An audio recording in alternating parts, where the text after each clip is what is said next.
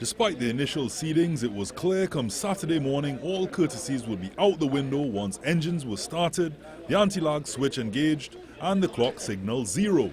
The first stage took competitors to Bronte in Deep South over a WRC standard course that meandered just over 10 kilometers, testing the mental, physical, and depending upon the car that speeds you were reaching, the spiritual aspects of each team. By the end of these stages, pre-race favourite John Powell and Nick Telfer in their Group 3N Evolution 8 were hot on the heels of Car 1, driven by AINSLEY LOCHAN. But this is what they call rallying, and with the reputations of guys like Barry McKenzie, AINSLEY LOCHAN, Ian Warren, John Powell and Jeffrey Noel all living up to their billing, this event was always going to be a leapfrog. Next up, Cedar Hill. Lochan still leading the pack at this point, and the crowd anticipating his every drift was now looking to kick it up a notch. But Powell, not to be outdone, put in 3 solid, what some may call crazy performances to pull things level going into the night stages.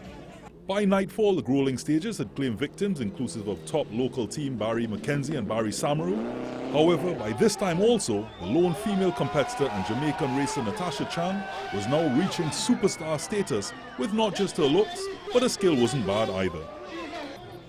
So by the end of the day night 1, Lochan would claw back a hard-fought lead to remain in pole position going into the final day.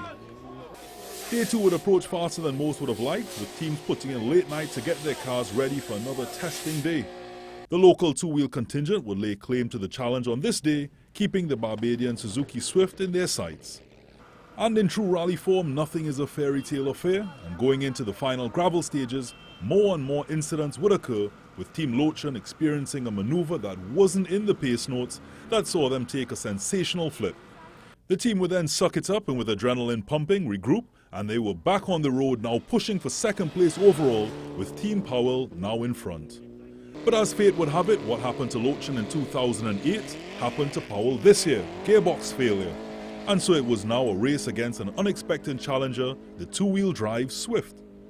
Now to the streets of Chaguanas for the final 2 stages and the inaugural Mayor's Cup, where few cars embattled and bruised entered the arena to the loud cheers of the crowds that braved the intense heat over the 2 days, still wanting more, and it was delivered. In the end, it was Team Ian Wee Wee Warren in their V-Power Swift that would take the Mayor's Cup, with AINSLEY Mr. Action Lochan and his not-so-bad Navigator that would take the overall title as RT09 champions.